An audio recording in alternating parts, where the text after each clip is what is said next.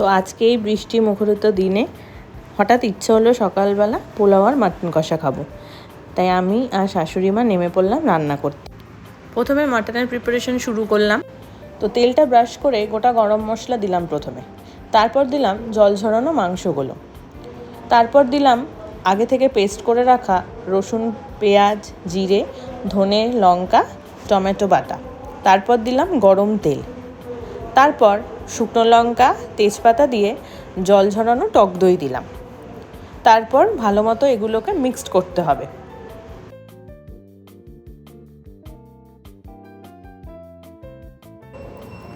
তারপর জায়ফল, জয়িত্রী গুঁড়ো আর বেরেস্তা অ্যাড করে কর্তা মশাইয়ের আবদারে চম্পারন স্টাইলে আলু অ্যাড করলাম। যদিও চম্পারন মাটনে আলু দেয় না, বাট আকাশের জন্য আর কি দিতে হয়েছিল। তারপর সেটাকে 1 ঘন্টা ম্যারিনেশনে দিয়ে বসিয়ে দিলাম রান্নার জন্য। মাটনটা মাই করছিল আর এইদিকে আমি পোলাওয়ের জোগাড়ও করতে গেলাম। তো প্রথমে দিয়ে দিয়েছিলাম আদার পেস্ট, তারপর দিয়েছিলাম হলুদ গুঁড়ো পরিমাণ মতো, স্বাদ মতো নুন আর স্বাদ মতো হচ্ছে চিনি। তারপর ঘি আর গরম মশলা গুঁড়ো দিয়ে ভালো করে মাখিয়ে সেটাকে রেখে দিলাম আধ ঘন্টার মতো। এদিকে দেখো মাটনটাও প্রায় হয়েই এসেছে আর ওইদিকে বৃষ্টিও নেমে পড়েছে। তো এটা কমপ্লিট হতে হতেই আমি চলে গেলাম পোলাওয়ের প্রিপারেশন করতে। তো প্রথমেই সাদা তেল আর ঘি দিয়ে কাজু কিশমিশগুলোকে হালকা ফ্রাই করে নিলাম।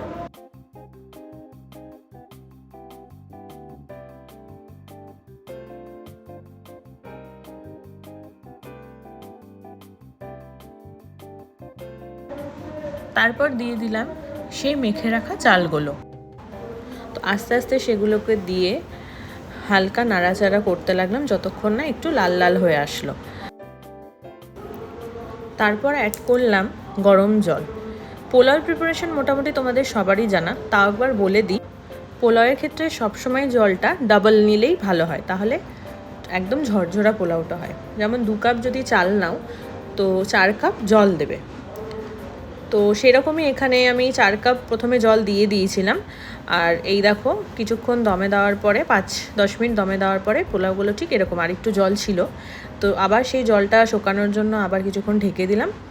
তো এই আউটকামটা এলো, একদম ভীষণ ঝরঝরা হয়েছিল পোলাওটা।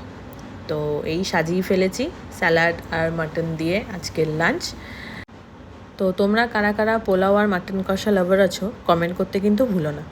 আর ভিডিওটা ভালো লাগলে লাইক, কমেন্ট, শেয়ার করে দিও। টাটা।